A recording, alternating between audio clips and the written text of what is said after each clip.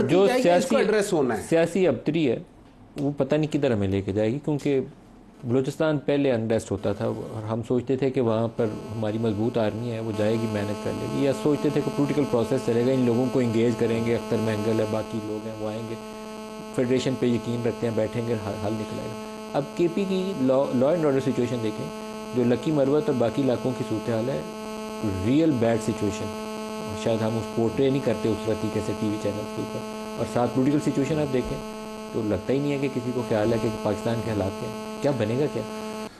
Unfortunately Malik साहब हम एक गलत राह पर जा रहे हैं, और खुदा का शुक्र है कि एटलीस्ट आपके इस प्रोग्राम के अंदर हम ये डिस्कशन कर रहे हैं। मैं पिछले 2-3 दिनों से टीवी चैनल्स पर जा रहा हूँ और वहाँ पर गुफ्तगू ज़्यादातर सियासी मामलात के ऊपर ही जारी है, और मैंने पिछले 2-3 दिनों में ये कोशिश की कि इसी चीज़ के ऊपर तवज्जो दिलाऊं कि ये बड़े अजीब वाक़यात इस मुल्क में होना शुरू हो गए।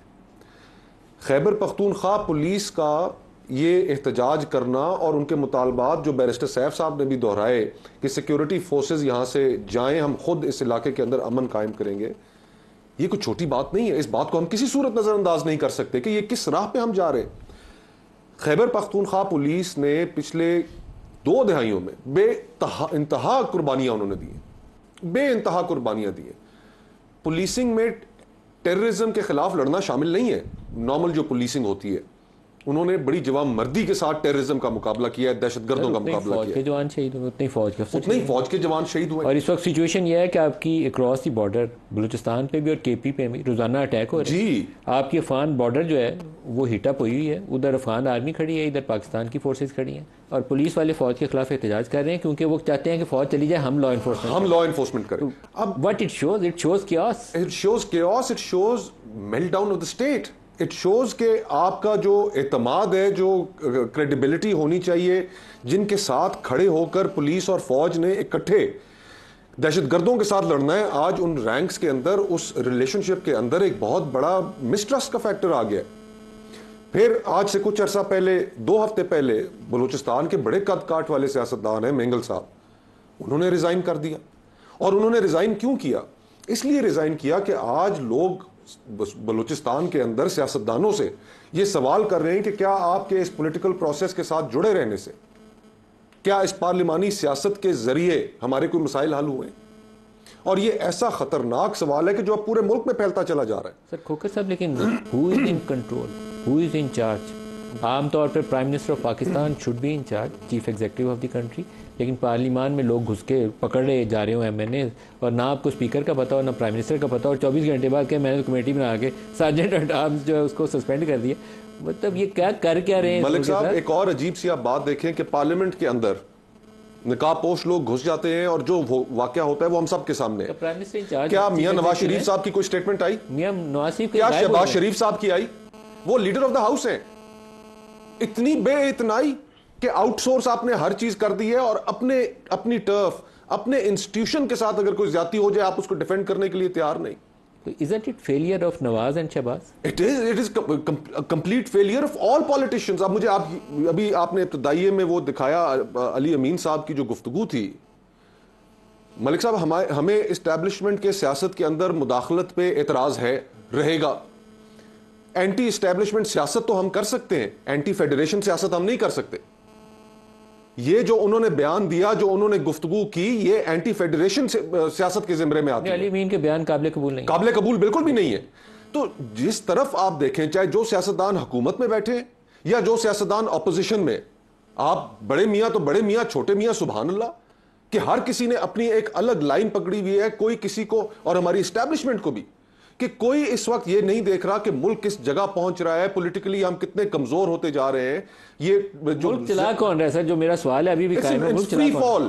कोई मुल्क नहीं चला रहा। आप रांझा साहब, आप बता सकते हैं क्या शहबाज शरीफ साहब इंचार्ज हैं? मैं आपको एक बड़ी आवाज में बात देखें, मुल्क में जो ये भी सूरत हाल हो रही है, ये नहीं है कि पहले नहीं हुई। मुझे खुद उस दिन याद है जिस दिन सलाउद्दीन को पकड़ा था, और मुझे भी यहाँ से पुलिस वालों ने पकड़ के, ख्वाजा आसिफ थे, साद रफीक थे, और पार्लियामेंट लॉजेस जो थी ना, देखें दिन ब दिन 15 किलो हेरोइन डाल दी। ये सारे जिम्मेदार ये खुद हैं।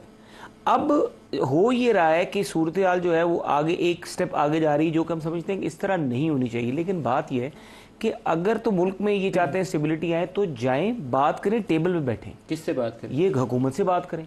हुकूमत ही इनको सोल्यूशन देगी। हुकूमत तो टोटली देखिए, इनको जिनसे उम्मीद थी, जब पार्लियामान के अंदर ये सारा कुछ हो रहा था, अगर शहबाज शरीफ साहब इंचार्ज थे तो शहबाज शरीफ साहब को इस वाकये की ओनरशिप लेनी थी। स्पीकर साहब अगले दिन 24 घंटे के बाद आके पार्लियामेंट में बोले, उससे पहले गए। स्पीकर साहब ने जो कदम उठाया वो बिल्कुल एज पर हिज रोल उन्होंने ठीक उठाया, लेकिन जहां तक क्या ठीक उठाया सर? पार्लियामेंट के अंदर से बंदे पकड़े गए, प्राइम मिनिस्टर और स्पीकर साहब दोनों। नहीं, prime minister is not custodian of the house, it's a speaker who is custodian of the house. Chief executive is not custodian of the house. Speaker in itself, custodian ने क्या किया? जो है is answerable to the speaker in the house. Breaking news TV में चल रही थी ना, स्पीकर साहब ने क्या किया? लेकिन as per कानून वो यही है कि custodian वो है प्राइम मिनिस्टर। कर दें, उन्हीं को custodian कहते हैं। क्या किया? बात ये देखिए, उन्होंने जो कुछ किया वो कर भी रहे हैं, लेकिन हम ये नहीं कह रहे कि ये चीजें जो हो रही है अच्छी सिमत में जा रही है। बात ये है कि जो बैठ के इनका जो इनका वजीर आला एंटी स्टेट बयान दे रहा है और ये सारे के सारे उसको सपोर्ट कर रहे हैं, उधर से अपने जो छोटे बच्चे उनको वर्गला के दोबारा से 9 मई जैसे वाकया करने के ऊपर वर्गला रहे हैं और वही तरीकाकार बनाया हुआ। क्या इस तरह रियासत चलेगी? आपका 47-45 की लड़ाई है, आप आए बैठे कि कमेटी बना लें, ट्राइब्यूनल्स का मामला सुप्रीम कोर्ट में है कि एप्लीकेशन दें कि ट्राइब्यूनल हाई कोर्ट के कहने वाले ट्राइब्यूनल चलेंगे, लाहौर हाई कोर्ट के या इस्लाम इलेक्शन कमीशन के ट्राइब्यूनल चलेंगे, इसके ऊपर एक अपना SOP बना के फैसला कर लें और वहां से मामला को ट्राइब्यूनल में ले जाए। वहां पे जो भी मेरा अपना देखिए मेरा अपना जाती केस जो है बिल्कुल फॉर्म 45 सर बना देना, फिर वो जुडिशियल इन्वेस्टिगेशन चाहते हैं ना। मतलब कि मैं कहूं कि मैंने यहाँ पे मैं शुरू हो जाऊं कागज फाड़ना, ये कप फेंकना और कहूं मैं मुझे जबरदस्ती नहीं, ये कप और कागज से मामला ज्यादा संजीदा है। देखिए मैं ये कह रहा हूं इस वक्त जो एक चीफ मिनिस्टर जुबान बोल रहा है उसको नहीं बोलना। देखिए हम 18 में हमें भी के अंदर सिचुएशन है वो ऐसी बुरी है कि 18 में हमें इस तरफ जेल में होते थे, प्रोडक्शन ऑर्डर हमारे रोके जाते थे, इनके तो फिर भी प्रोडक्शन ऑर्डर्स निकल रहे हैं। हमारे तो प्रोडक्शन ऑर्डर्स भी असद कैसर साहब नहीं निकलने देते थे। ब्रेक करीब आ गई, एक ब्रेक ले लें, ब्रेक से वापसी पे हुमायूं साहब से पूछे, हमारे साथ रहिए।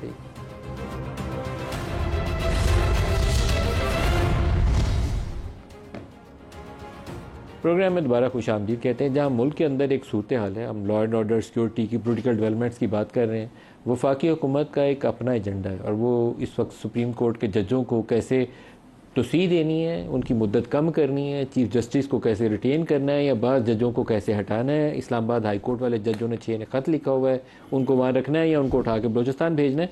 इस तरह की तजावीज़ के ऊपर एक आइनी पैकेज लाने की तैयारी कर रही है। 211 उनके पास 2/3 के हिसाब से जो मेंबर्स हैं, अपने 211 बनते हैं, 224 दरकार है। 8 वोट चाहिए उन्हें JUI के अगर तरमीम पास करवानी है, 5 PTI के तोड़ के लोटे बनाने हैं, जो असूली तौर पर वो इखलाकी पोजीशन जवाज़ ख़त्म हो जाता है ऐसी आइनी तरमीम का। लेकिन आज मौलाना फजलुर रहमान ने एक वाज़ेह लाइन इख्तियार की है, सुनिए वो क्या कह रहे हैं।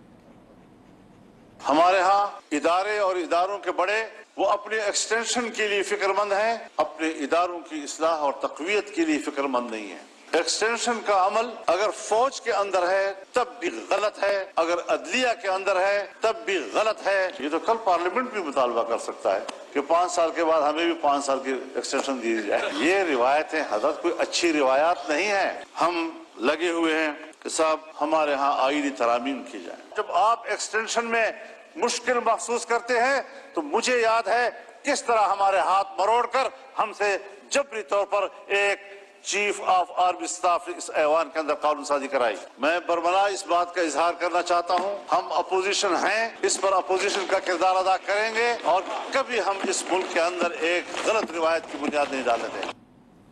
हुमायूं साहब, जो आर्मी चीफ जिसका उन्होंने कहा कि बाजू मरोड़ के वोट डलवाया गया था, वो अभी रिसेंट पास की जनरल बाजवा के लिए एक्सटेंशन करवाई थी, आपकी हुकूमत तरमीम लाई थी, नून लीग ने गैर मशरूत हमायत का ऐलान किया था, मौलाना साहब समेत सब जमातों ने, पीपल्स पार्टी समेत सब जमातों ने वोट भी किया था। आज उन्होंने कहा बाजू मरोड़ा गया था।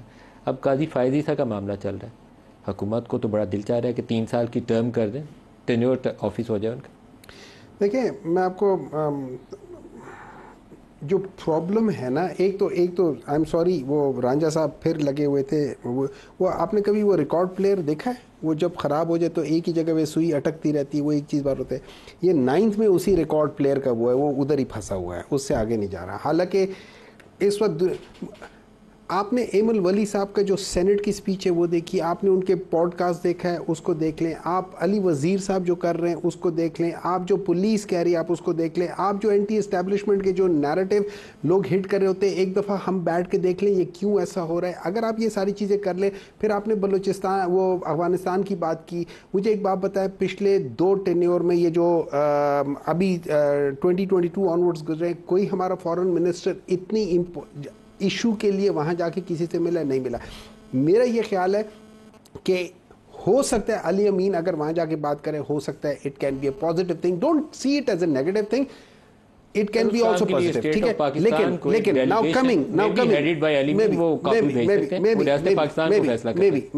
मे बी लेकिन अभी वही उन्होंने बात की है ना कि एक अगर चीफ मिनिस्टर कहीं और जा सकता है तो ये भी जा सकता है। हर एक अपने अपने सूबे के लिहाज से वो भी करके देखते हैं कि हालात क्या है। लॉ एंड ऑर्डर वैसे भी सूबाई मैटर है तो आप उसको भी एड्रेस कर सकते हैं, कोई ऐसा प्रॉब्लम नहीं होना चाहिए। लेकिन जो आपने अभी बात की है, लेकिन जो आपने बात की मैटर नहीं है, माजरत के साथ आपको कुछ लाइन ड्रॉ करनी चाहिए। देखिए ये वफाक की पॉलिसी है, वफाक डिसाइड करेगा किसने फेयर एनफ, आप उनसे बात कर सकते हैं, फॉरेन पॉलिसी आप नहीं चलाएंगे तो फिर पाकिस्तान नहीं चल सकता। माजरत चाहता हूँ ये, लेकिन इस पे इख्तिलाफ नहीं हो सकता। लेकिन मैं आपको एक बात बताता हूँ ना, अभी जो आपने बात की, मुझे एक बात बताएं, ऐसी क्या प्रॉब्लम है कि आपने इनको एक्सटेंशन देनी या इनका टेन्योर बढ़ाना है? वजह क्या है? मतलब आप मुझे ये बता दें कि यार इन जजेस को मैंने 3 साल ज्यादा करना है, उसकी वजह क्या है?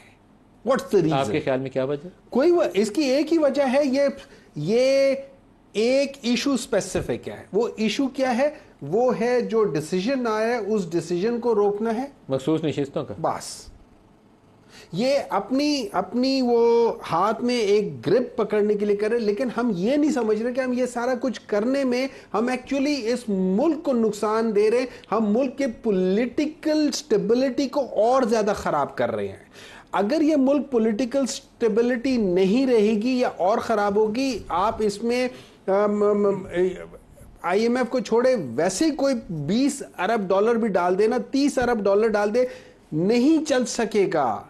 यू नीड टू अंडरस्टैंड के बेसिक प्रॉब्लम को हमने पहले सॉल्व करना है, और वो पॉलिटिकल स्टेबिलिटी कब आएगी? देखिए पॉलिटिकल स्टेबिलिटी आती है जो सबसे भारी चीज होती है ना, आप तराजू में पहले वो रखते हैं, फिर उसको बैलेंस करना शुरू करते हैं, सबसे हल्की चीज को नहीं करते। पॉलिटिकल स्टेबिलिटी के सिनेरियो में जो सबसे भारी चीज है वो पाकिस्तान तहरीक इंसाफ है और उनका लीडर इमरान खान है। आपने इन जगह पे करके इस पॉलिटिकल स्टेबिलिटी में उस चीज को इंट्रोड्यूस करना है, तब ये पॉलिटिकल स्टेबिलिटी आएगी। और मैं एक बात कर देता हूं, अभी ये रांझा साहब कह रहे थे ना कि ये, एक मिनट है, आप भी कह रहे थे ये इसमें के कस्टोडियन कौन है। आपको पता है जिन इदारों ने या जिस इंतजामिया ने किया है वो किसके अंडर आते हैं? एग्जीक्यूटिव के अंदर। एग्जीक्यूटिव का हेड कौन है? इसका मतलब ये जो एग्जीक्यूटिव का हेड है प्राइम मिनिस्टर, उसने पार्लियामेंट के अंदर ये काम करवाया है। Do you understand what is happening? I hold Shehbaz Sharif, मैं किसी दाएं बाएं किसी को नहीं देखता। शहबाज शरीफ की जिम्मेदारी।